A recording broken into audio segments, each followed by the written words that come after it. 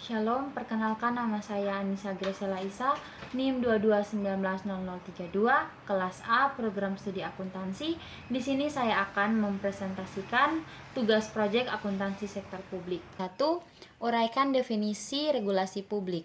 Regulasi publik adalah ketentuan yang harus dijalankan dan dipatuhi dalam pengelolaan organisasi publik, termasuk pemerintah pusat, daerah, partai politik, dan LSM. Istilah ini berasal dari kata regulation yang berarti peraturan yang mengatur dan menata suatu sistem. Regulasi publik bertujuan untuk memberikan solusi terhadap permasalahan yang ada di masyarakat dan memastikan akuntabilitas dalam penggunaan sumber daya publik. 2. Sebutkan dan jelaskan tahapan dalam penyusunan regulasi publik. Tahapan dalam penyusunan regulasi publik meliputi yang pertama, pendahuluan, menjelaskan latar belakang dan alasan perlunya regulasi. 2. Identifikasi masalah, mengidentifikasi isu yang memerlukan pengaturan. 3. Analisis masalah, menganalisis data terkait masalah dan kebutuhan masyarakat. 4. Rencana kebijakan, menyusun rencana berdasarkan analisis untuk disampaikan kepada pihak terkait. 5. Diskusi, melibatkan masyarakat dalam forum untuk mendapatkan masukan. 6. Catatan hasil diskusi, mencatat hasil diskusi sebagai tindak lanjut untuk pengguna regulasi. 3.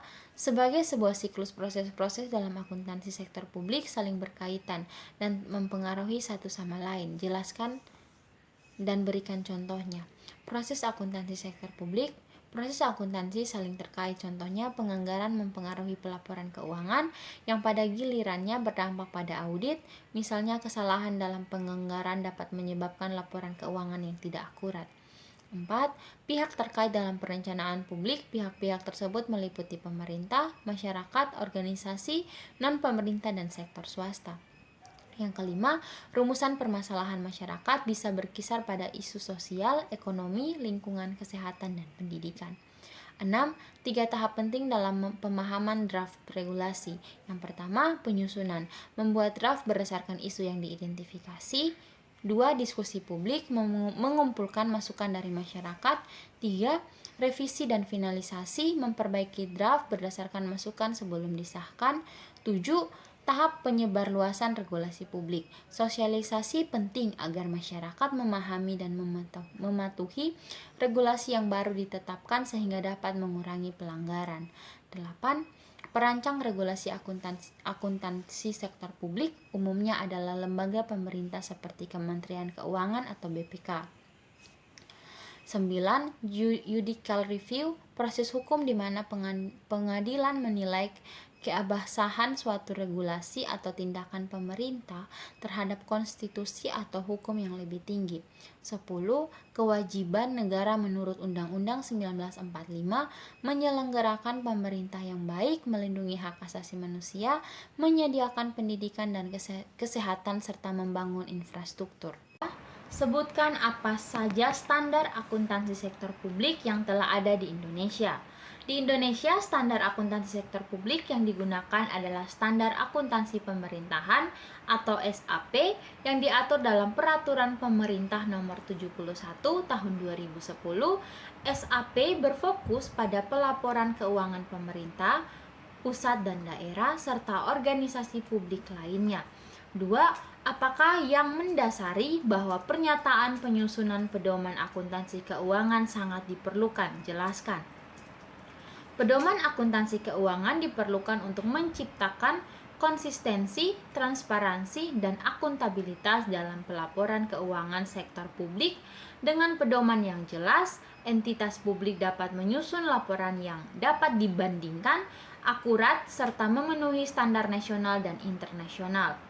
3. Jelaskan tujuan dari penyusunan pedoman akuntansi. Tujuan utama penyusunan pedoman akuntansi adalah untuk menyediakan panduan standar bagi entitas dalam menyusun laporan keuangan yang akuntabel dan dapat dipertanggungjawabkan. Pedoman ini memastikan bahwa laporan disusun sesuai dengan prinsip-prinsip akuntansi yang berlaku umum dan dapat diakses oleh pemangku kepentingan untuk evaluasi kinerja keuangan.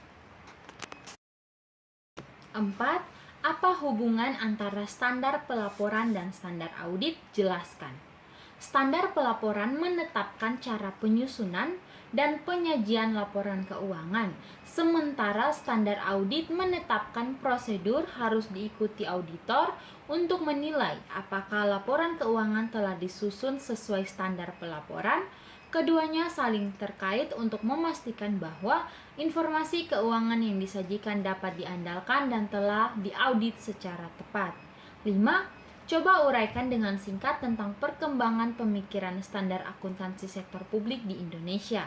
Standar akuntansi sektor publik di Indonesia telah mengalami perkembangan sejak penerapan SAP berbasis kas pada awalnya hingga penerapan SAP berbasis akrual pada tahun 2015. Perkembangan ini bertujuan untuk meningkatkan transparansi dan akuntabilitas keuangan pemerintah sejalan dengan standar internasional seperti IPSAS. 6. Sebutkan dan jelaskan tahap-tahap dalam penyusunan standar akuntansi. Tahap-tahap penyusunan standar akuntansi biasanya meliputi identifikasi kebutuhan, mengidentifikasi area yang memerlukan standar akuntansi, baru riset dan konsultasi, melakukan penelitian serta berkonsultasi dengan pemangku kepentingan, drafting, menyusun draft standar, publikasi dan uji coba, mempublikasikan draft untuk mendapatkan umpan balik, finalisasi, memperbaiki draft bersamaan besarkan masukan, implementasi, menerapkan standar yang disahkan. 7. Jelaskan pengertian standar nomenklatur. Standar nomenklatur mengacu pada sistem penanaman dan penggolongan yang seragam untuk akun-akun dalam laporan keuangan. Hal ini memudahkan klasifikasi dan pencatatan transaksi keuangan sehingga pelaporan keuangan lebih sistematis dan mudah dipahami. Dan sebutkan hal-hal yang harus dipertimbangkan dalam menyusun standar nomenklatur. Konsistensi, standar harus seragam agar dapat digunakan oleh semua entitas secara konsisten. Kejelasan, istilah yang digunakan harus jelas dan mudah dimengerti. Komprehensif, standar harus mencakup semua aspek transaksi keuangan yang relevan. Kesesuaian harus sesuai dengan kebutuhan pelaporan entitas terkait serta mengikuti perkembangan akuntansi. 9. Sebutkan ruang lingkup dari standar akuntansi pemerintah. Ruang lingkup standar akuntansi pemerintah mencakup seluruh aktivitas keuangan pemerintah termasuk pengelolaan anggaran pemerintah pusat dan daerah, pengelolaan aset, kewajiban dan ekuitas pemerintah, penyusunan laporan keuangan yang mencakup laporan realisasi, anggaran, neraca dan laporan operasional. 10. Apakah tujuan disusunnya standar pemeriksaan keuangan negara? Uraikan. Tujuan dari standar pemeriksaan keuangan negara adalah untuk memberikan panduan yang jelas bagi auditor dalam melakukan audit keuangan negara, memastikan bahwa laporan keuangan yang disajikan oleh pemerintah telah memenuhi prinsip akuntabilitas, transparansi, dan kepatuhan terhadap peraturan perundang-undangan. Sektor publik perlu dipelajari secara tersendiri. Akuntansi sektor publik perlu dipelajari secara tersendiri karena memiliki tujuan dan karakteristik yang berbeda dengan akuntansi sektor swasta.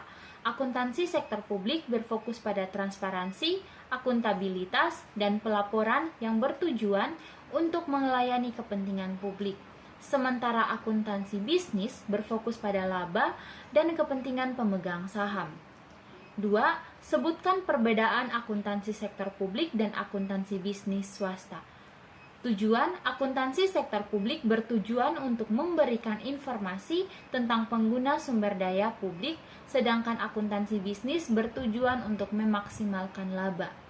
Pengguna laporan. Pengguna laporan sektor publik adalah masyarakat umum, pemerintah, dan lembaga pengawas, sedangkan di sektor swasta, pengguna utamanya adalah pemegang saham dan investor.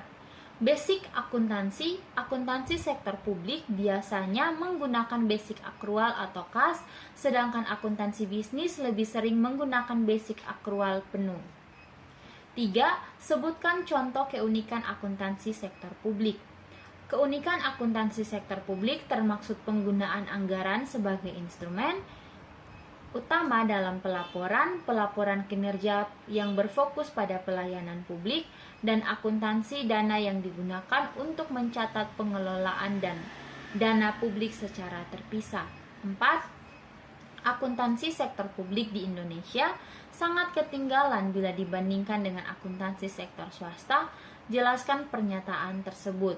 Akuntansi sektor publik di Indonesia dianggap tertinggal dibandingkan sektor swasta karena kurangnya transparansi, standar akuntansi yang masih berkembang, serta penerapan sistem akuntansi berbasis akrual yang relatif baru jika dibandingkan dengan standar sektor swasta yang sudah mapan. 5. Sebutkan beberapa perbedaan antara laporan keuangan sektor publik dan laporan keuangan swasta menurut Lickerman dan Taylor dalam Henley tahun 1992. Laporan keuangan sektor publik berfokus pada penggunaan anggaran dan pelayanan publik, sedangkan laporan keuangan sektor swasta berfokus pada laba. Laporan keuangan sektor publik biasanya lebih rinci dalam pengelolaan dana dan anggaran. Laporan sektor publik cenderung lebih kompleks karena harus memenuhi berbagai kepentingan pemangku kepentingan. Yang keenam, sebutkan persamaan akuntansi sektor publik dan akuntansi swasta. Keduanya berfungsi sebagai alat pertanggungjawaban, sama-sama menggunakan prinsip dasar akuntansi seperti akrual, pencatatan transaksi, dan penyajian laporan keuangan. Memerlukan standar dan kebijakan yang jelas dalam pelaporan. 7. Sebutkan konsep dasar berfokus pada penilaian kinerja suatu organisasi sektor publik pada saat ini. Konsep dasar dalam penilaian kinerja sektor publik pada saat ini berfokus pada efisiensi, efektivitas, dan ekonomi atau yang biasa disebut dengan 3E. Efisiensi mengukur penggunaan sumber daya, efektivitas mengukur pencapaian tujuan, dan ekonomi memastikan bahwa sumber daya digunakan dengan hemat. 8. Sebutkan dua hal mengenai kesulitan dalam benchmark penerapan ukuran kinerja swasta ke sektor publik. Perbedaan tujuan, sektor swasta berfokus pada laba, sementara sektor publik berfokus pada pelayanan publik yang membuat ukuran kinerja sulit untuk dibandingkan. Beragamnya pemangku kepentingan sektor publik harus mempertimbangkan lebih banyak pemangku kepentingan yang seringkali memiliki tujuan yang berbeda, membuat benchmarking menjadi rumit. 9. Jelaskan perbedaan kultur di organisasi sektor publik dengan kultur organisasi bisnis swasta. Kultur sektor publik lebih birokratis dan berfokus pada aturan, regulasi, serta proses yang ditetapkan oleh pemerintah. Kultur sektor swasta lebih berorientasi pada hasil, inovasi, dan fleksibilitas untuk mencapai keuntungan yang lebih besar. 10. Sebutkan dasar hukum organisasi sektor publik dan organisasi bisnis swasta. Sektor publik diatur oleh undang-undang peraturan pemerintah dan kebijakan publik. Sektor swasta diatur oleh hukum perusahaan dan hukum komersial, termaksud peraturan yang mengatur perusahaan dan investor. Esai keempat, apakah yang dirumuskan dalam kerangka konseptual akuntansi sektor publik? Kerangka konseptual akuntansi sektor publik merumuskan konsep dan prinsip dasar yang menjadi landasan dalam penyusunan dan penyajian laporan keuangan di sektor publik. Hal ini mencakup elemen dan kriteria pengukuran yang diperlukan untuk memberikan informasi yang relevan dan andal bagi para pengguna. 2. Sebutkan tujuan dari kerangka konseptual akuntansi sektor publik. Tujuan utama dari kerangka konseptual akuntansi sektor publik adalah menyediakan acuan dalam menyusun dan menyajikan laporan keuangan sektor publik yang dapat digunakan untuk pengambilan keputusan, akuntabilitas, dan transparansi pengelolaan keuangan publik. 3. Sebutkan dan jelaskan asumsi akuntansi. Asumsi dasar akuntansi meliputi dasar akrual, transaksi dan kejadian diakui pada saat kejadian, bukan pada saat kas diterima atau dibayarkan. kesinambungan usaha, entitas dianggap akan terus beroperasi dalam waktu yang tak terbatas kecuali jika ada indikasi kuat bahwa hal tersebut tidak mungkin terjadi. Kesatuan akuntansi. Laporan keuangan disusun untuk entitas yang terpisah dari pemilik atau pihak lain. 4. Apa yang dimaksud dengan karakteristik kualitatif akuntansi sektor publik? Karakteristik kualitatif akuntansi sektor publik meliputi sifat-sifat informasi akuntansi yang membuatnya berguna bagi pengguna. Ini termaksud relevansi, keandalan, daya banding, dan keterpahaman. 5. Jelaskan bagaimana sebuah informasi dianggap relevan. Informasi dianggap relevan jika dapat mempengaruhi keputusan ekonomi pengguna dengan membantu mereka mengevaluasi kejadian masa lalu, masa kini, dan masa depan, atau mengoreksi penilaian mereka sebelumnya. 6. Jelaskan apa yang dimaksud dengan kualitas perencanaan publik. Kualitas perencanaan publik mengacu pada seberapa baik rencana disusun dan diimplementasikan untuk mencapai tujuan pemerintah dengan mempertimbangkan efisiensi, efektivitas, dan pengalokasian sumber daya yang optimal. 7.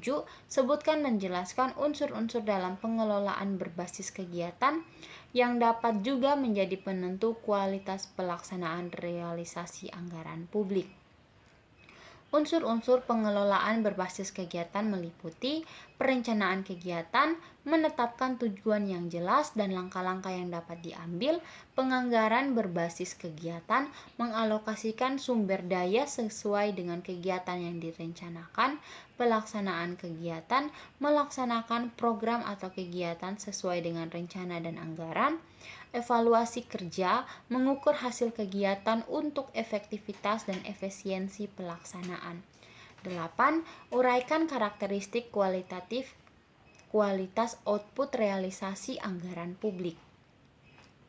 Karakteristik kualitatif output realisasi anggaran publik meliputi kerukunan, keberlanjutan, akuntabilitas, serta kesesuaian antara hasil yang dicapai dengan tujuan yang telah direncanakan. 9. Uraikan tahapan dalam pengadaan barang dan jasa publik.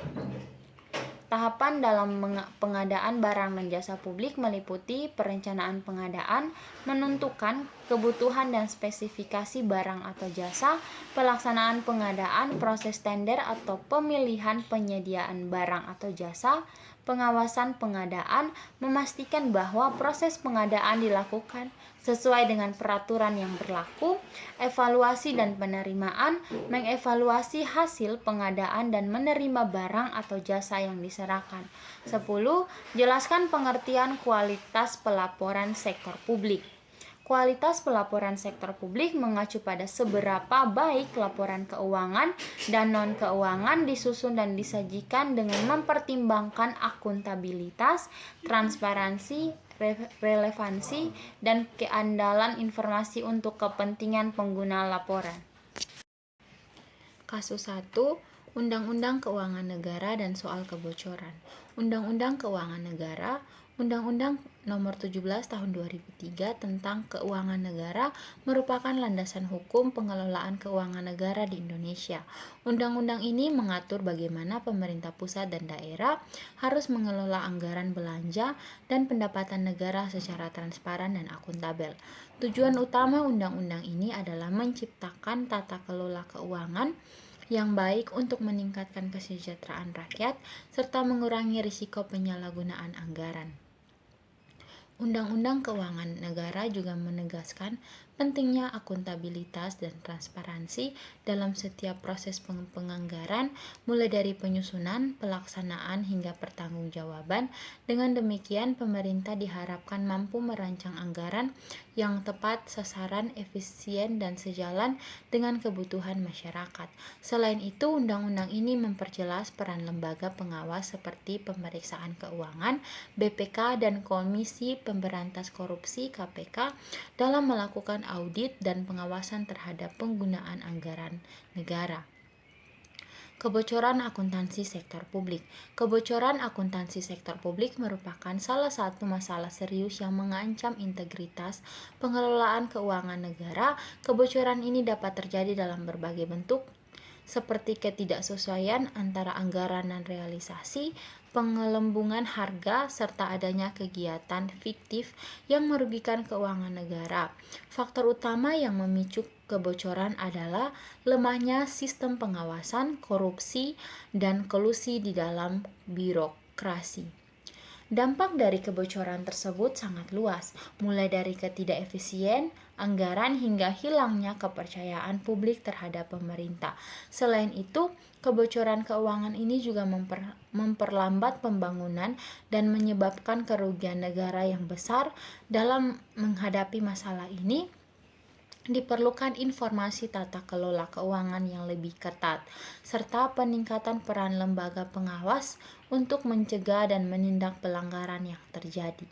Langkah-langkah penting untuk mengurangi kebocoran adalah dengan memperkuat sistem akuntansi yang berbasis teknologi, meningkatkan kapasitas sumber daya manusia di sektor publik, dan memberlakukan sanksi tegas bagi pelaku yang terlibat dalam penyimpangan keuangan. Kasus 2, pemeriksaan BPK Lemhanas wajar tanpa pengecualian. Badan Pemeriksa Keuangan BPK secara rutin melakukan audit terhadap pengelola keuangan berbagai instansi pemerintah, termasuk Lembaga Ketahanan Nasional Lemhanas.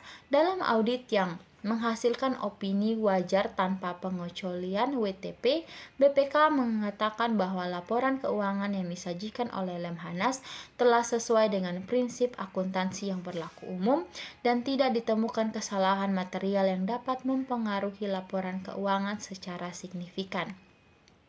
WTP merupakan opini tertinggi yang diberikan oleh BPK yang menunjukkan bahwa pengelolaan keuangan transparan dan akuntabel. Seluruh anggaran yang dikelola Lemhanas telah dicatat dan dilaporkan dengan transparan sesuai dengan peraturan perundang-undangan yang berlaku. 2. Kepatuhan terhadap regulasi. Lemhanas telah mematuhi semua aturan dan regulasi terkait pengelolaan keuangan negara, baik dalam pengadaan barang dan jasa, pengelolaan anggaran, maupun pelaporan keuangan. 3. Tidak ada temuan material. Tidak ada temuan terkait penyelewengan, ketidaksesuaian, atau pelanggaran dalam laporan keuangan yang dapat mempengaruhi kepercayaan publik terhadap institusi tersebut. Opini WTP yang diberikan BPK terhadap Lemhanas merupakan pengakuan bahwa lembaga tersebut telah mengelola anggaran dengan baik dan sesuai dengan standar yang telah ditetapkan. Meski demikian, BPK tetap memberikan rekomendasi untuk terus meningkatkan efektivitas dan efisiensi pengelolaan anggaran agar tata kelola keuangan yang baik tetap terjaga di masa mendatang. Kasus 3, banyak BUMN terjerat masalah keuangan. Badan usaha milik negara atau yang biasa disebut dengan BUMN di Indonesia saat ini menghadapi masalah keuangan yang diungkapkan melalui audit terhadap 32 BUMN oleh Badan Pemeriksa Keuangan BPK. Audit ini mengidentifikasikan kerugian negara sebesar 2,48 triliun dengan laporan keuangan yang tidak wajar dan beberapa BUMN termasuk PT Sarana Karya. Selain itu, temuan BPK menunjukkan adanya indikasi korupsi di PT Lion Industri dan PT Telkom, serta masalah lainnya seperti kredit macet di beberapa BUMN. Dalam presentasinya, Widodo Mumpuni dari BPK menekankan pentingnya peningkatan sistem akuntansi seperti di RSCM yang perlu diperbaiki substansial. Menurutnya, banyaknya masalah ini muncul dari kekurangan perhitungan dalam pengelolaan keuangan. Selain itu, ada tren BUMN yang enggan untuk diaudit oleh BPK, memilih kantor akuntan publik KAP sebagai alternatif. Hal ini terbukti dari penurunan jumlah BUMN yang diaudit BPK dari tahun ke tahun. Mumpuni mengungkapkan kebijakan undang-undang yang mengatur bahwa BUMN dapat diperiksa oleh KAP berkonflik dengan wewenang BPK, yang juga memiliki hak untuk melakukan audit. Hal ini menciptakan ketidakefisien di mana satu BUMN dapat diaudit oleh kedua lembaga. Revirson Baswir, seorang pengamat ekonomi, menilai bahwa BUMN harus menunjukkan transparansi yang lebih baik mengingat statusnya sebagai perusahaan milik negara. Upaya untuk meningkatkan transparansi dan independensi di BUMN adalah sangat penting agar tidak hanya nominal penjualan saham yang menunjukkan transparansi. Kasus keempat, perlunya transparansi keuangan parpol. Tata kelola partai politik yang baik dalam konteks pemilu merupakan dambaan rakyat Indonesia. Proses menuju ke arah tersebut harus dimulai oleh peserta pemilu, baik partai politik, DPD, maupun pasangan calon presiden dan wakil presiden. Proses ini melibatkan transparansi, akuntabilitas, partisipasi publik, dan keadilan daerah semua pihak yang terlibat. KPU telah merintis upaya untuk mencapai tujuan tersebut melalui petunjuk pelaksanaan tertib administrasi keuangan, peserta pemilu pedoman sistem akuntansi keuangan, partai politik peserta pemilu, dan pedoman pelaporan dana kampanye pemilu peserta pemilu. Petunjuk pelaksanaan tertib administrasi keuangan adalah pedoman umum dalam pelaporan keuangan partai politik dan dana kampanye peserta pemilu. Dokumen ini mengintegrasikan pedoman sistem akuntansi keuangan dan pelaporan dana kampanye. Laporan keuangan parpol merupakan pedoman akuntansi yang wajib diterapkan oleh partai politik, menciptakan keseragaman dalam administrasi keuangan partai politik, dan memperkuat pengendalian internal. Pengendalian internal yang kuat dibangun melalui sistem akuntansi, termaksud struktur organisasi, metode, dan pengukuran yang menyokong tujuan internal control. Sedangkan pedoman pelaporan dana kampanye pemilu bertujuan untuk memberikan acuan bagi partai politik peserta pemilu, DPD, dan pasangan calon presiden dalam menyusun laporan pertanggungjawaban pengelolaan dana kampanye. Pengawasan oleh KPU dilakukan melalui proses audit oleh kantor akuntan publik untuk memastikan akuntabilitas publik. Audit investigasi juga bisa dilakukan jika terjadi indikasi penyimpangannya dalam pengelolaan dana kampanye. Definisi yang penting dalam petunjuk pelaksanaan ini meliputi keuangan partai politik, penerimaan pengeluaran, sumbangan non-kas, rekening khusus dana kampanye, laporan keuangan, dan laporan dana kampanye pemilu. Tujuan dari petunjuk tersebut adalah untuk memaksimalkan penggunaannya oleh seluruh pihak yang terlibat dalam tata kelola partai politik peserta pemilu yang akuntabel. Sekian presentasi dari saya, terima kasih.